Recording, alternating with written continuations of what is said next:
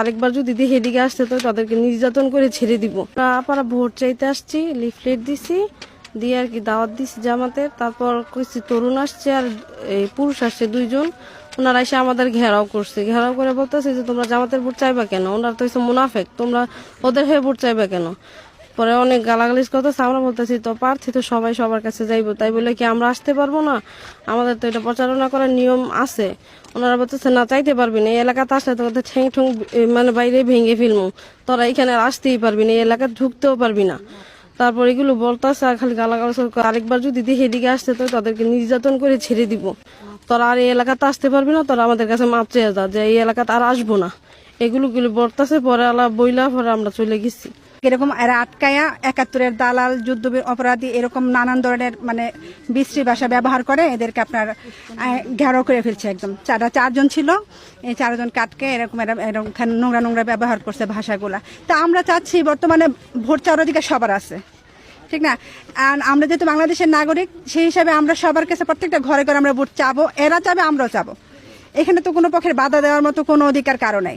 তো এখন এরা কেন এই কাজ করলো, এটা আপনাদের কাছে আমরা দাবি, আপনারা এটা নিয়ে প্রচার প্রসার করবেন। যে নির্বাচন চলতেছে, এখানে বিএনপির প্রার্থী দীপু ভাই আর হলো জামাতের প্রার্থী আনোয়ার হোসেন মোল্লা এবং ইসলামী আন্দোলন হাত পাকার প্রার্থী মুফতি এমদাদুল্লাহ হাশেমি।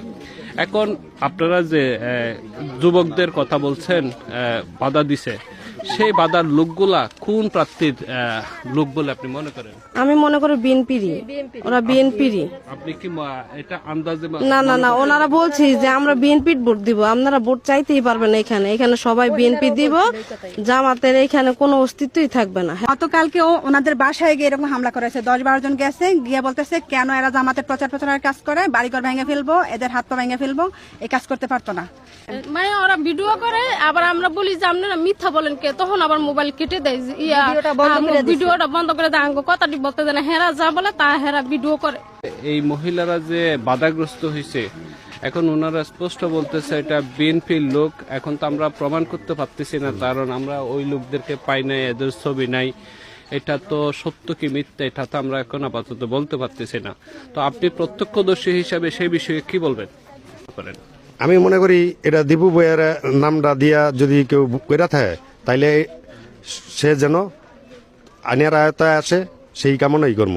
তবে মূলত বিএনপির লোকও হইতো না, কারণ মোস্তাফিজুর রহমান দীপু ভাই কালকেও বলছে গণতন্ত্র দেশ, প্রার্থী 4 জন, সবাই সবার জায়গাতে ভোট চাইতে পারবো, কেউ কোনো বাধা নাই। তো আমার লোক যারা আছেন তারা অন্যরা ভোট চাইব,